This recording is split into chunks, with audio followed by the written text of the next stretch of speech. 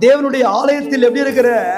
பச்சையான ஒலிவ மரத்தை போல நான் இருக்கிறேன். ஏன்னா ஒலிவ மரம் அது என்னைக்குமே என்ன பண்ணாது? அழியாது. அது எப்பவுமே நிலைத்திருக்கிற ஒண்ணு. ஆமென். அல்லேலூயா. கிறிஸ்தவ வாழ்க்கை அடிக்கடி பின்வாங்கி போற வாழ்க்கை கிடையாது. தேவனை விட்டு தூரமாய் போற வாழ்க்கை கிடையாது.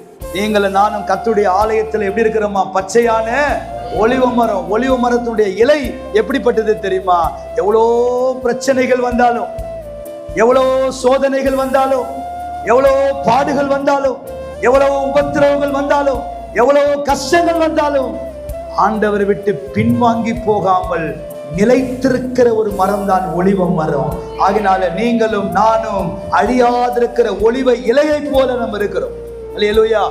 எந்த காலகட்டத்திலையும் நம்ம என்ன பண்ணக்கூடாது? பின்வாங்கி போகக்கூடாது.